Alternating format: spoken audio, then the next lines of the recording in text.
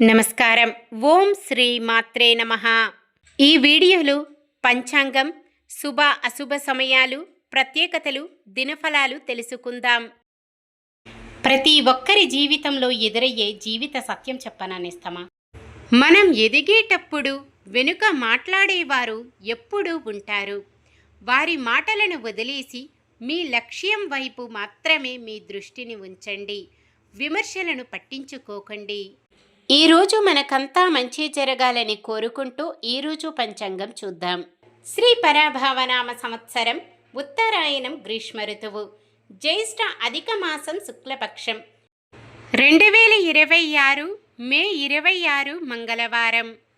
సూర్యోదయం ఉదయం 5:45 సూర్య అస్తమయం సాయంత్రం 6:41 చంద్రోదయం మధ్యాహ్నం 2:39 చంద్ర అస్తమయం రాత్రి 2:39 తిథి ఏకాదశి, బుధవారం ఉదయం 6:21 వరకు. నక్షత్రం హస్త, బుధవారం ఉదయం 5:51 వరకు. కరణము వనిజ, సాయంత్రం 5:46 వరకు. తదుపరి విష్టి, తెల్లవారుజామున 3:05 వరకు. తదుపరి భవ. యోగము సిద్ధి, తెల్లవారుజామున 3:05 వరకు. తదుపరి వ్యతిపాతము. అశుభ ఘడియలు, రాహుకాలం మధ్యాహ్నం 3:27 నుండి 5:04 వరకు. యమగండం ఉదయం 8:59 నుండి 10:36 వరకు. గుళిక కాలం మధ్యాహ్నం 12:13 నుండి 1:50 వరకు. దుర్ముహూర్తం ఉదయం 8:20 నుండి 9:12 వరకు. తిరిగి రాత్రి 11:06 నుండి 11:50 వరకు. వర్జ్యం మధ్యాహ్నం 1:09 నుండి 2:52 వరకు. శుభ ఘడియలు. బ్రహ్మ ముహూర్తం తెల్లవారుజామున 4:09 నుండి 4:57 వరకు. అమృత గడియలు రాత్రి 11:28 నుండి 1:11 వరకు. అభిజిత్ ముహూర్తం ఉదయం 11:47 నుండి 12:39 వరకు. మే 26 మంగళవారం. ఈరోజు మంచిదేనా? ఈరోజు శుభకార్యాలు చేసుకోవచ్చా తెలుసుకుందాం. ఈరోజు ఉన్న తిథి ఏకాదశి, బుధవారం ఉదయం 6:21 వరకు ఉంటుంది. అంటే ఏకాదశి తిథి మంగళవారం అంతా కూడా ఉంటుంది.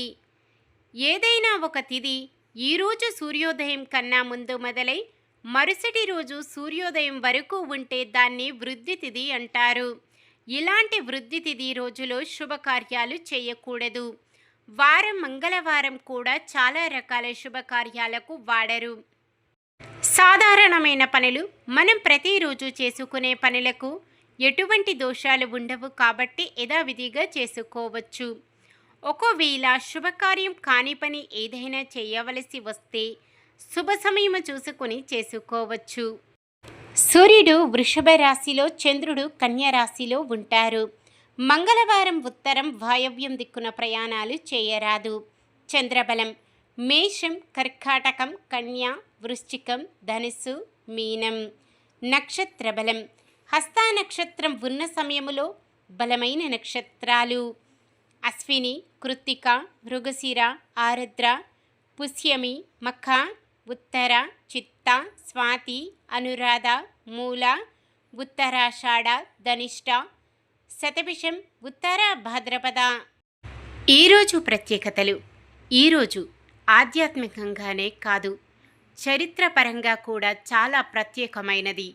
2014లో సరిగ్గా ఇదే రోజున మన దేశ ప్రధానమంత్రిగా నరేంద్ర మోదీ గారు మొదటిసారి ప్రమాణ స్వీకారం చేశారు. మరియు నిర్జల ఏకాదశి అత్యంత పవిత్రమైనది మరియు శక్తివంతమైనది.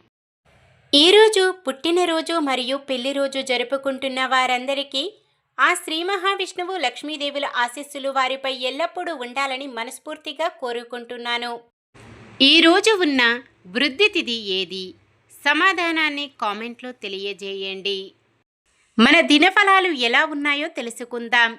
మేషరాశి అందరినీ ఆకట్టుకొని మీకు అనుకూలంగా మార్చుకుంటారు. వృషభ రాశి పలుకుబడి కలిగిన వారితో పరిచయాలు ఏర్పడతాయి.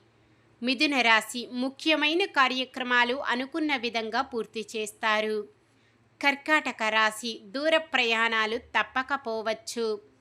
సింహరాశి పలుకుబడి కలిగిన వారితో పరిచయాలతో ఆశ్చర్యకరమైన విషయాలు గ్రహిస్తారు. కన్యా రాశి మీరు తీసుకునే నిర్ణయాలు అందరికీ ఆదర్శవంతంగా ఉంటాయి. తులారాశి కొన్ని వివాదాలు సమస్యలు తీరి ఊపిరి పీల్చుకుంటారు.